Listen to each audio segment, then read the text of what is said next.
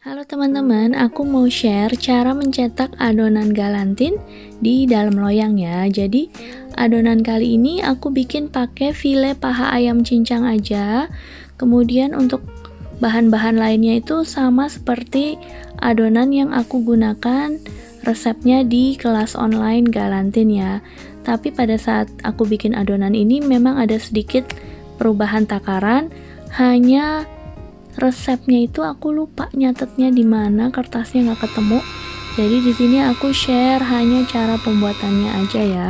Untuk teman-teman yang ikut kelas online bisa pakai resep yang udah aku kasih di kelas online-nya. Nah, ini loyangnya kita olesin dengan minyak tipis-tipis. Kemudian adonan galantinnya kita susun di loyang selapis-selapis, kita ratakan dengan sendok. Kemudian baru ditumpuk lagi sampai habis adonannya.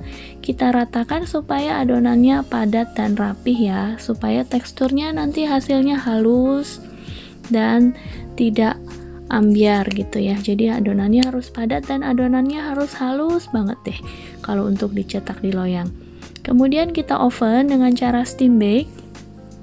Taruh di dalam loyang, kemudian kita kasih air panas, kemudian kita oven dengan suhu sekitar 180 derajat hingga matang.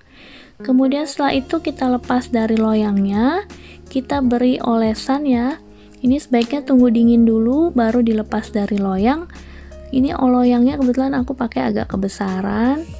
Setelah dingin baru kita beri olesan. Nah, nanti kalau udah diberi olesan tinggal kita oven lagi hingga kuning kecoklatan deh, hanya untuk memberi warna bagian luarnya. Udah gitu aja, mudah ya caranya. Ini aku maaf ya nggak share adonan resepnya karena aku lupa naruh catatan resepnya di mana, aku harus cari dulu. Tapi teman-teman yang ikut kelas online aku bisa pakai resep yang ada di kelas online aja ya. Terima kasih, semoga bermanfaat ya.